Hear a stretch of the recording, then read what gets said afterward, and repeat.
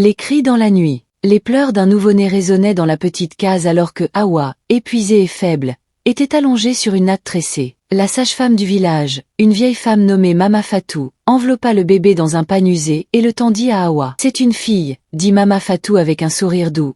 Une belle petite. » Hawa souleva la tête avec peine pour regarder son enfant, mais la joie qu'elle aurait dû ressentir n'était pas là. Quelque chose clochait. Le bébé ne la regardait pas, ne réagissait pas au mouvement de sa main. Mama Fatou passa doucement ses doigts devant les yeux de l'enfant, puis soupira profondément. « Elle ne voit pas, murmura-t-elle. Le cœur d'Hawa s'emballa. « Qu'est-ce que tu dis ?» demanda-t-elle, la voix tremblante. « Ta fille est aveugle, répondit Mama Fatou. Hawa sentit l'air lui manquer. Elle fixa le bébé dans ses bras, son visage innocent, ses petites mains s'agitant sans but. Un silence lourd remplit la case. Dehors, les femmes du village attendaient des nouvelles, impatientes de célébrer. Mais Hawa pouvait déjà imaginer les murmures qui se répandraient comme un feu de brousse. Un enfant maudit, un signe de malheur. Qui voudra épouser une aveugle? Elle sera un fardeau pour sa mère. Hawa serra les dents, son corps tremblant de peur. Le père du bébé, mort des mois plus tôt dans un accident de chasse, l'avait laissé seul. Maintenant, le village tout entier semblait prêt à lui tourner le dos. Cette nuit-là, alors que le bébé pleurait doucement à ses côtés, Hawa prit une décision qui la hantrait pour toujours. La lune brillait haut dans le ciel lorsqu'elle s'enfonça dans la forêt dense, le cœur battant à chaque pas. Les grillons chantaient, et des hurlements lointains résonnaient dans l'obscurité. Mais Hawa avançait, portée par une détermination mêlée de désespoir. Dans ses bras, le bébé gémissait faiblement. Elle s'arrêta près d'un vieux baobab, regardant autour d'elle comme si elle espérait qu'une voix l'arrêterait. Mais il n'y avait que le vent et les ombres. Les larmes coulaient sur ses joues alors qu'elle s'agenouillait et déposa le bébé sur un lit de feuilles sèches. « Pardon, murmura-t-elle, la voix brisée. Je ne peux pas, je ne peux pas. » Elle ferma les yeux, les pleurs du bébé lui transperçant le cœur. « Marche, c'est tout, se répéta-t-elle. Quelqu'un la trouvera, quelqu'un s'occupera d'elle. » Mais au fond d'elle, elle savait, personne ne passait par ce coin reculé de la forêt. Avec un dernier regard vers sa fille, Hawa s'enfuit, courant à travers les broussailles, laissant derrière elle l'enfant qui avait le plus besoin d'elle. Les cris du bébé déchiraient le silence de la nuit, résonnant sous les étoiles. Non loin de là, un homme à cheval ralentit son allure. Le docteur Moussa, un médecin respecté, revenait d'un village voisin où il avait soigné des enfants atteints de fièvre. Épuisé, il fut arrêté par les pleurs d'un bébé. Il tendit l'oreille, puis guida son cheval vers la source du son. Près d'un baobab, il aperçut un petit paquet enveloppé dans un pagne. Son cœur se serra. Il descendit de cheval et s'approcha rapidement. Doucement, il souleva le bébé, ses mains expertes détectant la faiblesse et la faim. « Qui t'a laissé ici, petite ?» murmura-t-il, berçant l'enfant avec tendresse. Le bébé cessa de pleurer un instant, comme apaisé par sa chaleur. Le docteur Moussa soupira. Il ne pouvait pas l'abandonner.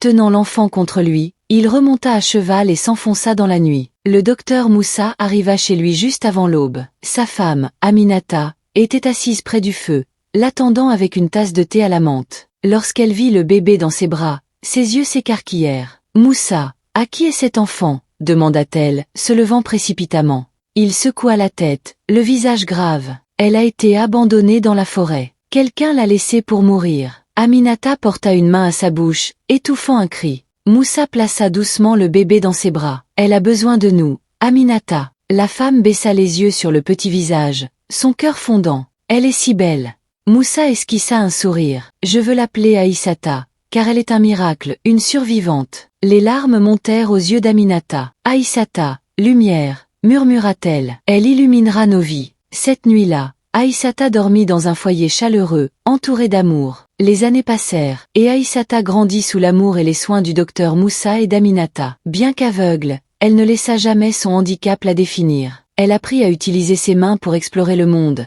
ses oreilles pour capter les sons que d'autres ignoraient, et son cœur pour comprendre ce que les yeux ne pouvaient voir. Un matin, alors qu'elle jouait dans la cour, Aminata l'appela. « Aïssata, viens à l'intérieur, ma chérie. » Aïssata tourna la tête vers la voix, un sourire éclatant sur le visage. Elle connaissait chaque recoin de la maison et entra avec assurance. « Tu m'as appelé, maman ?» demanda-t-elle, cherchant les mains d'Aminata. Celle-ci serra ses petits doigts doucement. « J'ai quelque chose pour toi. » Elle plaça un petit balafon en bois dans les mains d'Aïssata. « Je veux que tu apprennes à en jouer. » Aïssata toucha les lames de bois, la curiosité illuminant son visage. « De la musique. » « Oui, » répondit Aminata. « La musique parle au cœur, pas seulement aux yeux. Ce jour-là, Aïssata s'assit sous un manguier, frappant les lames du balafon. Au début, les sons étaient discordants, mais avec le temps, elle apprit. Bientôt, les mélodies douces de son instrument flottaient dans l'air, touchant le cœur des voisins. Un soir, alors que le docteur Moussa écoutait Aïssata jouer, une pensée lui traversa l'esprit. Et si elle pouvait voir? Il avait soigné de nombreux patients, mais la cécité d'Aïssata n'avait jamais été pleinement explorée. Cette nuit-là, il feuilleta de vieux livres médicaux, cherchant des réponses. Le lendemain, il emmena Aïssata à sa clinique pour des tests. Ses mains tremblaient en lisant les résultats. « Il y a de l'espoir », murmura-t-il. La cécité d'Aïssata n'était pas irréversible. Une chirurgie pouvait lui rendre la vue, mais l'opération coûtait cher. Pourtant, Moussa prit une décision. Il ferait tout pour offrir à Aïssata le don de la vue. Le docteur Moussa passa des nuits à chercher des fonds, demandant des prêts, contactant des amis, envisageant de vendre sa clinique. Mais l'argent manquait. Un jour, un riche commerçant, Monsieur Diallo, qui l'avait autrefois soigné, lui rendit visite. « J'ai entendu que vous aviez besoin d'argent, docteur, » dit Monsieur Diallo. « Combien ?» Moussa hésita, puis répondit. Monsieur Diallo sourit. « Vous m'avez sauvé la vie, je paierai pour l'opération. » Les larmes coulèrent sur le visage de Moussa alors qu'il serrait les mains de son bienfaiteur. L'espoir renaissait point dans la salle d'opération, la tension était palpable. Aïssata était allongée, ses doigts serrant la main d'Aminata. « Maman, est-ce que ça va faire mal ?» murmura-t-elle. Aminata embrassa son front. « Non, mon trésor, tu vas dormir, et à ton réveil, tu verras le monde. » Aïssata trembla. « Et je te verrai ?» Le cœur d'Aminata se serra. « Oui, ma chérie, tu me verras. » Le docteur Moussa entra, le visage confiant malgré la peur qui le rongeait. Il connaissait les risques. Une erreur pourrait changer la vie d'Aïssata à jamais. Mais il devait essayer. Des heures plus tard, Aminata attendait, serrant un chapelet, les yeux rougis. Enfin, les portes s'ouvrirent. Moussa apparut, le visage impassible. Aminata se précipita vers lui. « Moussa, dis-moi. » Il prit une profonde inspiration, puis sourit. L'opération a réussi. Aminata s'effondra dans ses bras, pleurant de joie. 2 jours plus tard, il était temps de retirer les bandages. Moussa et Aminata se tenaient près du lit d'Aïssata alors que l'infirmière déroulait le tissu autour de ses yeux. Aïssata cligna des yeux, sa respiration s'accélérant. « Aïssata, me vois-tu » demanda Moussa, la voix tremblante. Aïssata leva les yeux, ses prunelles sombres explorant la pièce. Un sourire illumina son visage. « Maman,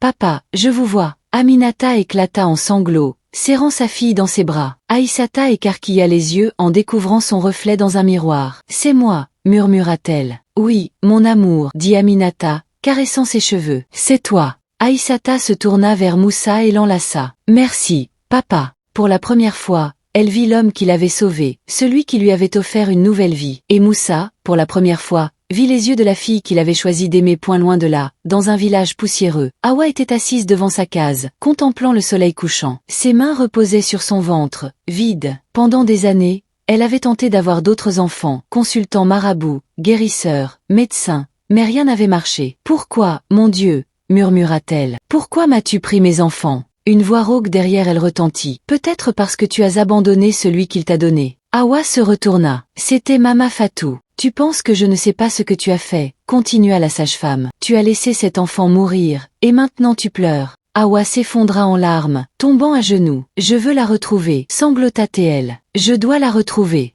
Mama Fatou ricana. « Cela fait des années. Sais-tu seulement où elle est » Awa leva les yeux, déterminée. « Je la trouverai. Même si cela prend ma vie entière. » Awa vendit ses maigres biens et quitta le village. Elle parcourut ville et marché, demandant des nouvelles d'une fille aveugle abandonnée des années plus tôt. Les gens riaient ou la regardaient avec pitié, mais elle persistait. Un jour, dans un marché animé, elle entendit une femme dire « Tu connais le docteur qui a adopté une fille aveugle ?» Le cœur d'Awa s'emballa. « Où est-il » demanda-t-elle, désespérée. « En ville » répondit la femme. « Il s'appelle docteur Moussa. » La fille n'est plus aveugle, elle a été opérée. Les jambes d'Awa faiblirent. Sa fille était vivante, et elle voyait. Les larmes coulèrent alors qu'elle murmurait « Aïssata, ma Aïssata ». Arrivée en ville, épuisée et affamée, Awa se tint devant la clinique de Moussa, le cœur battant. Elle entra, tremblante. Une infirmière l'accueillit. « Bonjour, comment puis-je vous aider ?» Awa déglutit. « Je dois voir le docteur Moussa. C'est urgent. » L'infirmière fronça les sourcils. « Avez-vous un rendez-vous ?» Awa secoua la tête. « S'il vous plaît, dites-lui que c'est à propos de sa fille. » L'infirmière soupira, puis disparut. Awa resta figée, serrant son pagne. Elle avait répété ce moment 1000 fois. Elle supplierait, s'agenouillerait s'il le fallait. Elle avait commis une erreur, mais elle était là pour réparer. Et la porte s'ouvrit, et un homme grand, au regard perçant, apparut. « Vous voulez me voir ?» demanda le docteur Moussa, la voix ferme. Hawa hocha la tête. « Oui, docteur, c'est important. » Il croisa les bras. « Parlez vite, j'ai des patients. » Hawa tomba à genoux, les larmes coulant. « Je suis ici pour ma fille, Aïssata. Je suis sa mère. » Un silence glacial s'installa, puis Moussa éclata d'un rire amer. Hawa se figea. « Vous êtes folle, dit-il, la voix froide. Vous avez abandonné un bébé dans la forêt comme un déchet, et maintenant vous venez réclamer ma fille. » Hawa pleura. « J'étais jeune, effrayée. J'ai fait une erreur. » Les yeux de Moussa flamboyèrent. « Une erreur, vous l'avez laissée mourir. Et maintenant qu'elle est une femme forte et merveilleuse, vous vous souvenez que vous êtes sa mère ?» Hawa sanglota. « Laissez-moi la voir, je veux lui dire la vérité. » Moussa serra les poings. « Aïssata est chez elle, avec une famille qui l'aime.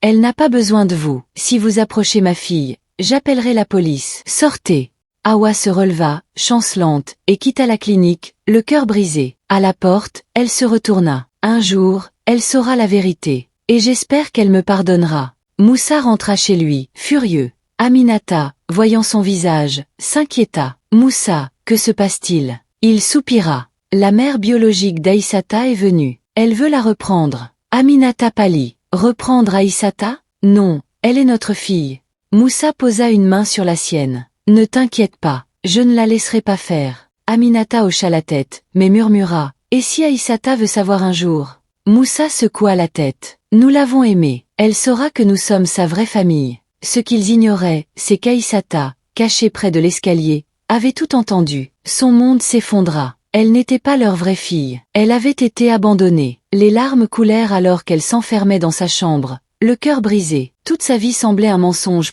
Aïssata passa la nuit à pleurer, les souvenirs de son enfance défilant dans son esprit, les chansons d'Aminata, les histoires de Moussa, leur amour constant. Mais maintenant, elle se sentait étrangère. Qui était sa vraie mère? Pourquoi l'avait-elle abandonnée? Pourquoi ses parents lui avaient-ils menti? Au matin, elle décida. Elle devait trouver la vérité, même si cela faisait mal. Le lendemain, la maison était silencieuse. Aminata, inquiète, frappa à la porte d'Aïssata. « Ma chérie, tu es réveillée. » Pas de réponse. « Aïssata, il est tard. Tu vas bien ?» Une voix pleine de colère retentit. « Laissez-moi. Vous êtes des menteurs. » Aminata se figea. « Aïssata, qu'est-ce qui ne va pas? Vous n'êtes pas mes vrais parents, » cria Aïssata. Aminata vacilla, le cœur brisé. « Ouvre la porte, s'il te plaît. »« Non. Allez-vous-en » pleura Aïssata. Aminata appela Moussa, paniquée. « Elle sait, Moussa. Elle refuse de me parler. » Moussa rentra en hâte, monta à la chambre d'Aïssata et frappa. « Aïssata, c'est papa. Ouvre. Va-t'en. » Moussa soupira, la douleur le transperçant. « Nous t'aimons, Aïssata. Nous ne t'avons pas menti. Nous t'avons protégée. Pourquoi ne m'avez-vous pas dit la vérité ?» sanglota-t-elle. « Parce que nous ne voulions pas que tu te sentes rejetée, » murmura Moussa. Un long silence suivit, brisé par les pleurs d'Aïssata. Aminata murmura. « Elle a besoin de temps. » Moussa hocha la tête, le cœur lourd. Le lendemain, Aïssata entra dans le bureau de Moussa, les yeux rougis. « Je vous ai pardonné, à toi et maman, » dit-elle doucement. Moussa, stupéfait, se leva. « Tu nous as pardonné. » Aïssata hocha la tête. « Vous êtes mes parents. Vous m'avez tout donné. Je ne retournerai jamais vers ma mère biologique. » Les larmes coulèrent sur le visage de Moussa. Il la serra dans ses bras. « Je t'aime, ma fille. » Aïssata sourit à travers ses larmes. « Tu ne me perdras jamais, papa. » Quelques jours plus tard, Hawa revint à la clinique, furieuse. « Vous avez volé mon enfant, » cria-t-elle. Moussa la confronta. « Vous l'avez abandonnée comme un déchet. Où étiez-vous quand elle avait besoin de vous ?» Hawa vacilla, mais persista. « Je dirai au monde que vous êtes un voleur. » Moussa sourit froidement. « Dites-leur aussi comment vous avez laissé votre bébé mourir. » Hawa, vaincue, partit, mais Moussa savait qu'elle reviendrait. Et elle alerta la police, expliquant l'adoption légale d'Aïssata. L'inspecteur Camara le rassura. « Margaret n'a aucun droit. Vous avez donné une belle vie à cette fille. » Moussa soupira, soulagé, mais prudent. Une semaine plus tard, Hawa revint, transformée. Elle s'agenouilla devant Moussa. « Pardonnez-moi, j'étais jeune, effrayée. Mon village m'a rejetée à cause de sa cécité. J'ai cru que l'abandonner était ma seule issue. » Moussa l'écouta. « Partagez. Levez-vous, dit-il. Je vous pardonne, pour Aïssata. Mais c'est à elle de décider si elle vous pardonnera. » Hawa hocha la tête, les larmes coulant. Je ne veux pas la prendre. Je veux juste lui demander pardon. Enfin, Hawa se tint devant la maison de Moussa et frappa. Aïssata ouvrit la porte. Qui êtes-vous? Hawa trembla. Je suis ta mère. Un silence pesant suivit. Je sais que je ne mérite pas ton pardon. J'ai eu tort de t'abandonner. Aïssata la fixa, le cœur lourd, puis elle parla. Calme. Je te pardonne. Mais Moussa et Aminata sont mes parents. Ils m'ont aimé quand tu ne l'as pas fait. Hawa s'effondra, pleurant. Merci, mon enfant. Je voulais juste entendre ce mot. Aïssata sourit faiblement. Dieu m'a sauvé. Hawa partit, une mère repentante, et Aïssata resta, entourée de l'amour de sa vraie famille. Chers amis, quelle leçon tirez-vous de ce récit? Partagez vos pensées dans les commentaires. Si vous avez aimé, likez, partagez et abonnez-vous.